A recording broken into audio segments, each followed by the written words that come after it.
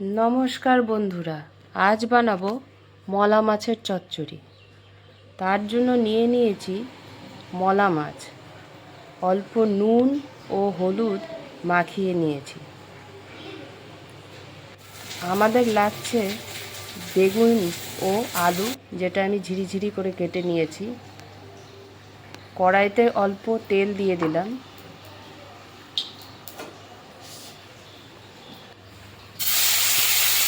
তেল গরম হয়ে গেলে সেখানে মাছগুলো দিয়ে দিচ্ছি।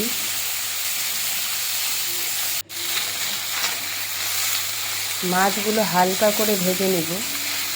জাস্ট এপিঠ ওপিঠ ভাজা হয়ে গেলে মাছগুলোকে নামিয়ে নেব।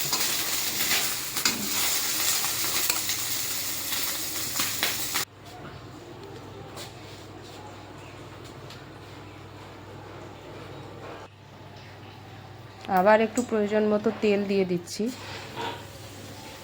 ফোড়নে দিয়ে দিলাম কালো জিরে,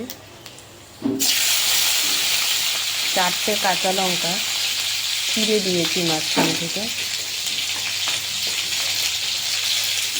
ও একটা গ্রেট করে রাখা ছোটো সাইজের পেঁয়াজ।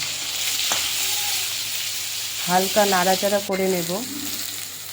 তারপর দিয়ে দিলাম বেগুন ও আলু কেটে রাখা। হালকা ভাজা ভাজা করার পর প্রয়োজন মতো নুন দিয়ে দিলাম।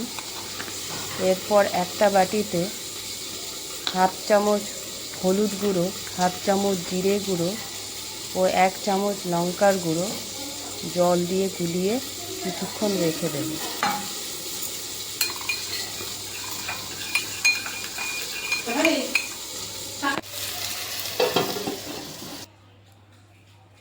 তারপর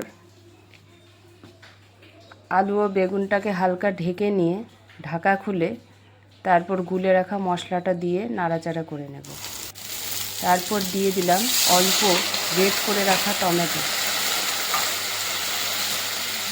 তারপর কিছুক্ষণ সাঁতলানোর পর প্রয়োজন মতো জল দিয়ে দিয়েছি।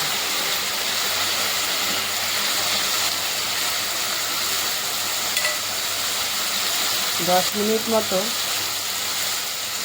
তরকারিটাকে নাড়াচাড়া করার পর মাছগুলোকে যোগ করে দিলাম।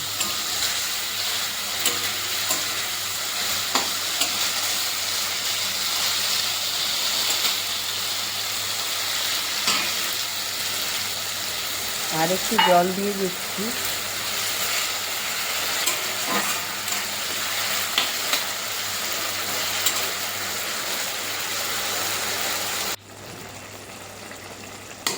তারপর দেখে নিচ্ছি আলুটা সেদ্ধ হয়েছে কিনা।